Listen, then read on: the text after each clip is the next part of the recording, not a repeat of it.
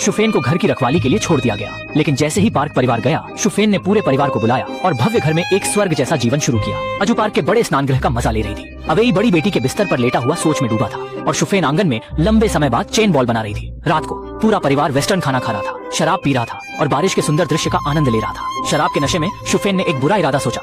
अपने पति से कहा, अगर हम इस घर के असली मालिक बन सकते तो कितना अच्छा होता। अब हम तिलचट्टों की तरह हैं, रोशनी देखते ही छुप जाते हैं। अचानक आकाश में बिजली चमकी और मूसलधार बारिश शुरू हो गई। तभी अचानक से घंटी बजी, जिससे चारों डर गए। क्या पार्क परिवार वापस आ गया?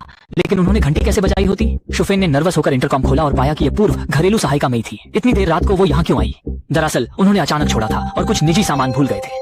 उन्हें पूरी तरह गीला देखकर और चेहरे पर चोट देख शुफेन को उनकी दयनीय स्थिति पर दया आ गई।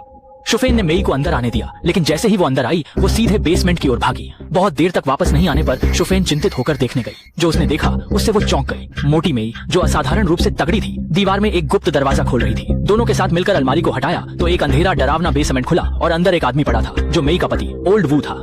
मेई ने वू के मुंह में दूध की बोतल लगाई और कहा कि वह कुछ सामान लेने नहीं आई है, बल्कि अपने पति के लिए खाना लाई है। शुफेन को चौंकाते हुए मेई ने बताया कि उसने निगरानी कैमरों के तार काट दिए हैं, ताकि कोई यह जान न सके कि वे यहाँ हैं। इस घर में एक छिपा हुआ कोना बनाया गया था जब इसे बनाया गया था, लेकिन जब 5 साल पहले पार्क परिवार ने इसे खरीदा तो इसके बारे में जानकारी नहीं दी गई थी। मेई का पति व्यापार में पूरी तरह विफल हो गया था और कर्ज के बोझ तले दब गया था, इसलिए वे यहाँ छुपने को मजबूर हो गए। वे यहाँ 4 साल से अधिक समय तक रहे, लेकिन अब जब मेई को नौकरी से निकाल दिया गया तो उधारदाता फिर से उनके पीछे पड़े। इस वक्त यह जोड़ा पूरी तरह परेशान था। अगर वे बाहर जाते तो उनकी जान को खतरा होता। मेई ने हाथ जोड़कर शुफेन से अपील की कि उन्हें कुछ और वक्त यहाँ रहने दे। वह वादा करती है कि वह हर हफ्ते 1-2 बार खाना भेजकर उनकी मदद कर सकती है। इसके साथ वह अपने कुछ बचाए हुए पैसे भी देने को तैयार थी। लेकिन शुफेन इतनी भोली नहीं थी। अगर मैंने तुम्हें यहाँ रखा तो जल्द ही हम सबकी नौकरियां चली जाएंगी और हमारा परिवार कानून तोड़ देगा।